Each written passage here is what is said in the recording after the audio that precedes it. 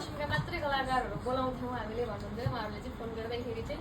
तरै हामी सुदूरपश्चिम मात्रै कलाकार बोलाउँछौँ, सुदूरपश्चिमभन्दा बाहिरको कुनै पनि कलाकार बोलाएको छैनौँ। तपाईँ कर्णाली पारेको हुनुहुन्छ, तपाईँलाई बोलाउँदा एउटा राम्रो छाप पर्ने भावनाले चाहिँ पुरा गरौँ न भन्दै गर्दा चाहिँ हाम्रो जो राम्रै कुरा भयो र यो आउन पाइयो र मलाई दुबई आउँदै गर्दा साँच्चीकै मामा घर आए जस्तै फिल भएको छ। किनभने जति भेटेको छु सब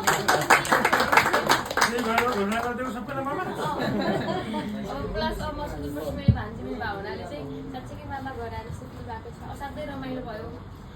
उहाँहरूले भनेअनुसार सम्भवतः युएमा सबभन्दा धेरै टिकट पनि यो सोले लियो भन्दै हुनुहुन्थ्यो र मान्छे पनि धेरै हुनुहुन्थ्यो, इन्जोय पनि गर्नुभयो। अब अलिअलि अब त्यो भइहाल्छ, झगडा भन्ने कुरा त नर्मल हो। किनभने अब हामीले त्यति नगरे त रमाइलो पनि हुँदैन क्या। सुदूरपश्चिमले अब समाजको प्रोग्राम छ, अलिअलि कुटाउनु भएन भने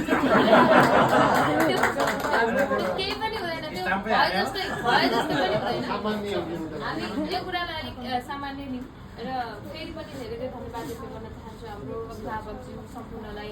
हजुरहरूले हामी जस्ता म जस्ता नयाँ कलाकारहरूलाई, उहाँ त नयाँ हुनुहुन्न, उहाँ त धेरै कुरा म नजन्मिँदै केटाबाट गर्नुभएको म जस्ता नयाँ कलाकारहरूलाई पनि स्थान दिनुहुन्छ, नयाँदेखि पुराना कलाकारहरूलाई स्थान दिनुहुन्छ र मिक्स गरेर लिएर आइदिनुहुन्छ। उहाँ अब एउटा मेरो नजरमा उहाँ चाहिँ एउटा स्रष्टा भइसक्नुभयो, एउटा सर्जक भइसक्नुभयो। किनभने म नजन्मिनुभन्दा अगाडि उहाँले गीत रेकर्ड गर्नुभएको